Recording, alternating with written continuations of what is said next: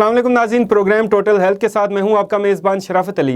नाज़रीन, हमारा immune system यानी क़ुव्वत मुदाफ़त हमें बीमारियों के ख़िलाफ़ लड़ने में मदद फ़राहम करता है। हमारा इम्यून सिस्टम का बुनियादी काम इन्फेक्शंस और डिफरेंट किस्म के हमारे डाइजेस्टिव सिस्टम के जो इशूज़ हैं उनको कंट्रोल करता है। हमारे डाइजेस्टिव सिस्टम में डिफरेंट किस्म के माइक्रो ऑर्गेनिज़म होते हैं। इनमें से कुछ माइक्रो ऑर्गेनिज़म हमारे खाने को हज़म करने में मदद फ़राहम करते हैं और डिफरेंट किस्म की जो बीमारियाँ पैदा होने वाले जर्म्स होते हैं उनको किल करते हैं। लेकिन कुछ माइक्रो ऑर्गेनिज़म ऐसे भी होते हैं जो ख़ुद ही बीमारियां पैदा करते हैं, जिसकी वजह से हमारा इम्यून सिस्टम कमज़ोर हो जाता है और हमारा जिस्म डिफरेंट किस्म की बीमारियों का शिकार हो जाता है। इसके अलावा भी बहुत सारी वजूहात होती हैं जिसकी वजह से हमारी क़ुव्वत मुदाफ़त कमज़ोर हो जाती है, जिसमें सर-ए-फ़हरिस्त ग़िज़ा और ग़िज़ा का बैलेंस ना होना है और इसके साथ साथ हमारा लाइफस्टाइल, हमारा स्लीप डिसऑर्डर, स्ट्रेस और इसी तरह एंटीबायोटिक्स का बेजा इस्तेमाल भी हमारी इम्यून सिस्टम को कमज़ोर कर देता है। आज के प्रोग्राम में हम ये समझने की कोशिश करेंगे कि आखिर कौन कौन सी ऐसी ग़िज़ाएँ खानी चाहिए जिससे हमारी क़ुव्वत मुदाफ़त बेहतर होती है और हम मज़ीद मजबूत हो जाते हैं। आज के प्रोग्राम में मेरे साथ मौजूद हैं consultant rheumatologist doctor Sadia Riaz. आप पीएफ हॉस्पिटल इस्लामाबाद में प्रैक्टिस कर रही हैं। Doctor Sadia, welcome to the show. बहुत शुक्रिया मुझे मौका देने के लिए, थैंक यू सो मच। जी डॉक्टर सादिया, मैं आपसे आज जिस टॉपिक पे बात करना चाहता हूँ वो है क़ुव्वत मुदाफ़त यानी हमारी इम्यून सिस्टम। इम्यून सिस्टम क्या है, इसकी क्या अहमियत है हमारे जिस्म में और कैसे हमारा इम्यून सिस्टम कमज़ोर होने की वजह से या बेहतर होने की वजह से बीमारियों के बरखिलाफ़ काम करता है, इस पे ज़रा गाइड कर दें, एजुकेट कर दें। बहुत शुक्रिया जी। आई थिंक मैं स्टार्ट यहाँ से करती हूँ कि इम्यून सिस्टम होता क्या है या क़ुव्वत मुदाफ़ियत किसे कहा जाता है। तो बेसिकली हमारे जिस्म में कुछ ऐसे अज़ा हैं जो कि हमारे दिफा के लिए काम करते हैं। आप ये समझ लें आम ज़ुबान में कि वो हमारी फ़ौज है। कोई भी बाहर से जरासीम, कोई बैक्टीरिया, कोई वायरस अगर आपके जिस्म में दाखिल होता है तो ये इम्यून सिस्टम उसके ख़िलाफ़ कार्रवाई करता है और उसे ख़त्म करके जिस्म से ख़ारिज कर देता है। इसके बरक्स अगर आपका इम्यून सिस्टम वीक हो तो वो बैक्टीरिया के ऊपर काम नहीं कर सकता, उसे ख़त्म नहीं कर सकता और आपको इन्फेक्शन या बीमारी का चांस जो है वो ज़्यादा होता है। तो इम्यून सिस्टम आम अल्फाज में है कि हमारी बॉडी का एक दिफाई निज़ाम है किसी भी बाहर के बैक्टीरिया या वायरस के इन्फेक्शन के ख़िलाफ़। अब आपने मुझसे पूछा था कि इम्यून सिस्टम किस तरह का होता है। ये दो तरह के इम्यून सिस्टम्स हमारे जिस्म में पाए जाते हैं। एक वो इम्यून सिस्टम होता है जो कि जिसके साथ हम पैदा होते हैं, जो कि हमारी बॉडी में पैदाइशी जो है क़ुव्वत मुदाफ़ियत होती है, और एक वो इम्यून सिस्टम है जो कि हम टाइम के साथ साथ, वक्त के साथ साथ हमारे जिस्म में बनना शुरू होता है। मिसाल के तौर पे जैसे बच्चों को हिफाजती टीके लगाए जाते हैं, इसीलिए लगाए जाते हैं कि बीमारियों के ख़िलाफ़ उनके जिस्म में क़ुव्वत मुदाफ़ियत को पैदा किया जा सके। इस तरह अगर आपको कुछ छोटा मोटा इन्फेक्शन कभी होता है, आपके जिस्म में एंटीबॉडीज़ बनती हैं और खुदा न खास्ता नेक्स्ट टाइम आपको वो इन्फेक्शन हो तो उसको वो पहले ही ख़त्म कर देता है। तो ये वो इम्यून सिस्टम है जो टाइम के साथ, उम्र के साथ आपका चेंज होता रहता है। जी बिल्कुल, इस लिहाज से तो इम्यूनिटी का या क़ुव्वत मुदाफ़त की बहुत ज़्यादा अहमियत होती है हमारी बॉडी के अंदर, क्योंकि ये ख़ुद से ही हमें बीमारियों से बचा के रखती है और हमें सेफ़ रखती है बीमारियों से। क़ुव्वत मुदाफ़त को कमज़ोर होने की क्या क्या वजूहात हैं, इस पर भी ज़रा गाइड कर दें। देखिए सर-ए-फ़हरिस्त तो बात ये आ जाती है कि जैसे अब आजकल हमारा लाइफ़स्टाइल हो चुका हुआ है। इस लाइफ़स्टाइल में सबसे पहली बात तो ये कि हम बहुत टाइम बैठना पसंद करते हैं कंप्यूटर्स या लैपटॉप्स या मोबाइल्स के साथ।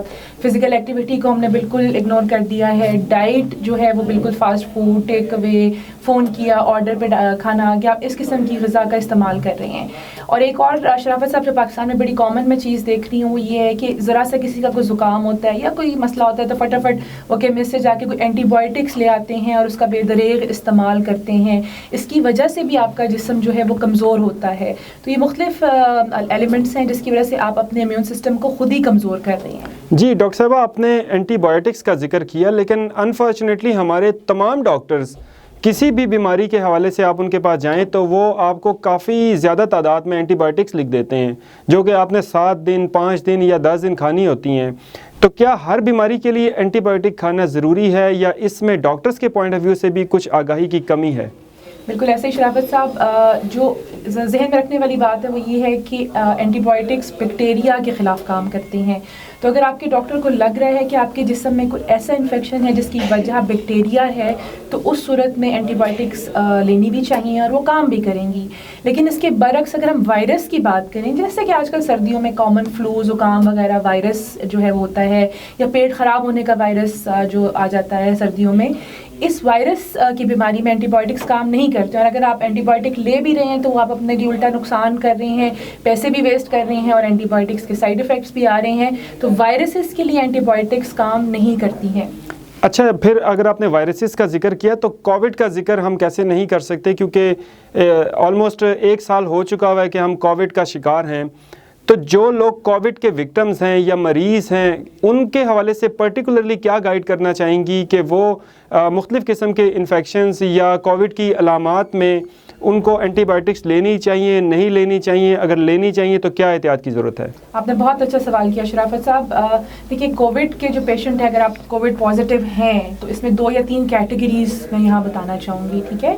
एक वो कैटेगरी है जिस पेशेंट में कोविड का इन्फेक्शन तो है लेकिन उसे कोई सिम्टम्स नहीं है यानी कि वो पेशेंट सिम्टम वाइज ठीक है। ऐसे पेशेंट के लिए सिर्फ जो इसका तरीकाकार आइसोलेशन, SOPs को फॉलो करना और 14 दिन का जो पीरियड है उसको गुजारने के बाद वो पेशेंट रिकवर कर जाते हैं। सेकेंड, वो पेशेंट आते हैं जिनको माइल्ड जो है वो कोविड इन्फेक्शन है, जिसका मतलब है कि हल्की फुल्की खराश है, कुछ खांसी है, थोड़ा बहुत बुखार है। अगेन ऐसे पेशेंट्स जो हैं वो सिंपल दवाइयाँ, सिंपल पैनाडोल और सिंपल रेस्ट करने से, ग़िज़ा अच्छा करने से वो बेहतर हो जाते हैं। अब मैं बात करती हूँ उन पेशेंट्स की जो कि हाई रिस्क या थर्ड कैटेगरी में आती हैं। इस कैटेगरी में वो पेशेंट है जो कि बुज़ुर्ग हैं या उन्हें कोई पहले से खुदा न खास्ता कोई ऐसी बीमारी चल रही है जैसे शुगर की बीमारी, दिल की बीमारी, या जैसे हमारे केसेस में हड्डियों जोड़ों की बीमारियां हैं, कोई क्रॉनिक बीमारी उनको चल रही है और वो रिस्क पे हैं कि कोविड इनके अंदर बिगड़ सकता है। तो इसमें बहुत ज़रूरी है कि आप सबसे पहले डॉक्टर से रब्ता ज़रूर करें, डॉक्टर आपकी तशख़ीस करे कि आप हाई रिस्क पेशेंट में आ रहे हैं और यहाँ पे चांस है कि आपका कोविड निमोनिया में बदल रहा है। निमोनिया जो कि अगेन एक बैक्टीरियल इन्फेक्शन है। ऐसी सिचुएशन में आपके लिए एंटीबायोटिक्स जो हैं वो मुफीद हो सकती हैं। लेकिन इससे पहले की जो कैटेगरीज़ हैं 1 और 2, जहाँ पे बैक्टीरियल इन्फेक्शन नहीं है, सिर्फ कोविड का वायरल इन्फेक्शन है, उसको आपने सिर्फ 14 दिन का टाइम देना है, वो आपकी बॉडी से खारिज हो जाएगा। लेकिन जो पेशेंट हाई रिस्क हैं, बीमार हैं, बुज़ुर्ग हैं, उनके केस में थोड़ी एहतियात करनी पड़ती है और यहाँ पे एंटीबायोटिक्स का रोल आता है। जी डॉक्टर सादिया, और हमने जितना कोविड को स्टडी किया, ये रिसर्च बताती हैं कि कोविड सबसे ज़्यादा उन्हीं लोगों को इफ़ेक्ट करता है जिनकी इम्यूनिटी कमज़ोर होती है।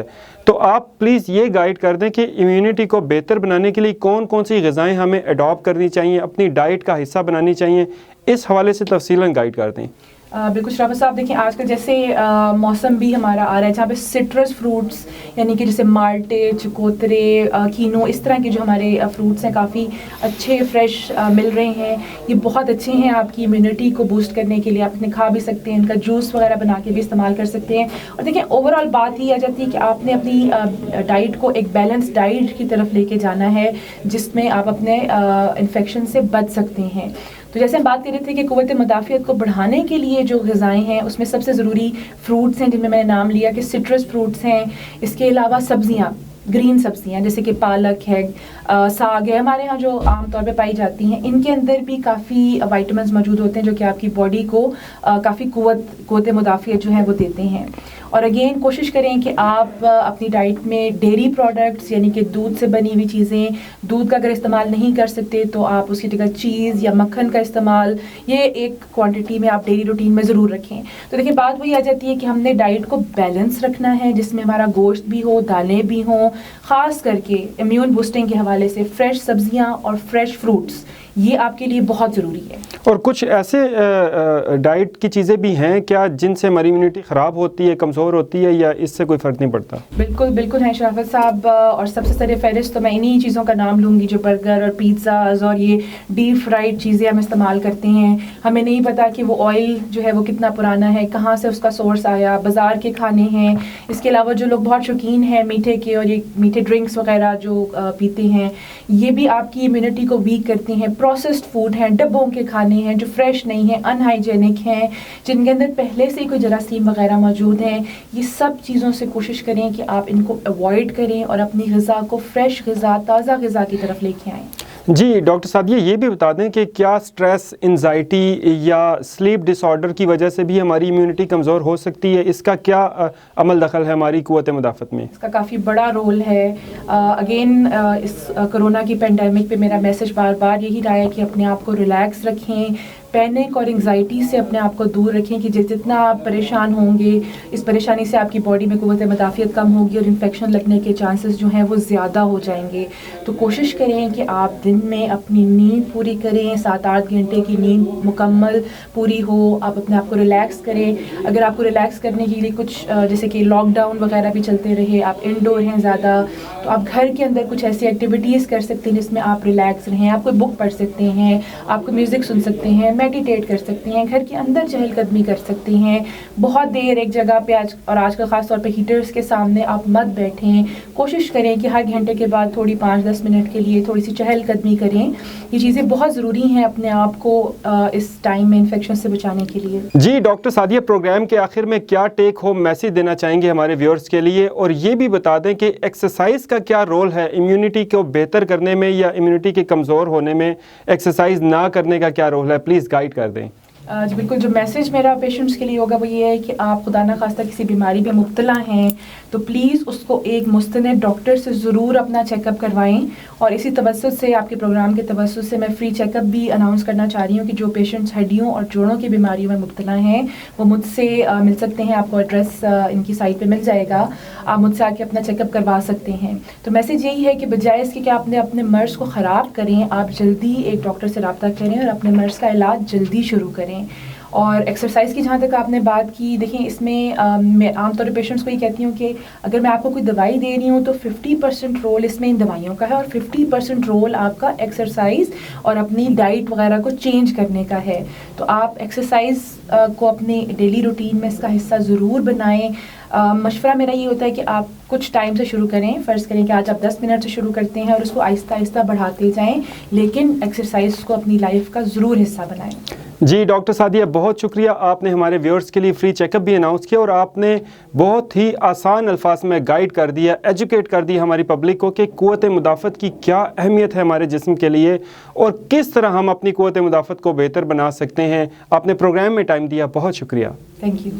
जी डॉक्टर सादिया की आज आपने गुफ्तगू सुनी, यकीनन आपके नॉलेज में, आपकी मालूमात में बेहद इजाफा हुआ है और आपको ये चीज़ समझ में आ गई है कि डर, खौफ, परेशानी, नींद का पूरा ना होना, खुराक में कमी या मुख्तलिफ़ किस्म के जो प्रोसेस फूड हम खाते हैं उसकी वजह से कैसे हमारे जिस्म में कमज़ोरियाँ पैदा होती हैं, हमारी क़ुव्वत मुदाफ़त कमज़ोर होती है और जिसकी वजह से हम डिफरेंट किस्म की बीमारियों का शिकार होते हैं। लिहाजा डॉक्टर सादिया की एडवाइस के मुताबिक आप अपनी फ़ूड में, अपनी खुराक में हेल्दी फूड को ऐड करें और सिट्रस फूड को, ख़ास तौर पे आजकल सर्दियों का मौसम है, आप माल्टा, लीमू, कीनू और इसी तरह अदरक और लहसुन का इस्तेमाल भी करके अपनी क़ुव्वत मुदाफ़त को बढ़ा सकते हैं। आज के प्रोग्राम से मुतालिक अगर आपका कोई भी सवाल हो तो कमेंट सेक्शन में हमें अपनी राय से आगाह कर सकते हैं। अगर आपको डॉक्टर सादिया से फ्री चेकअप करवाना हो तो कमेंट सेक्शन में आपका नंबर मौजूद है, आप रब्ता कर सकते हैं। आज के प्रोग्राम से इतना ही। अपने मेज़बान शराफत अली को दीजिए इजाज़त। अल्लाह हाफ़िज़।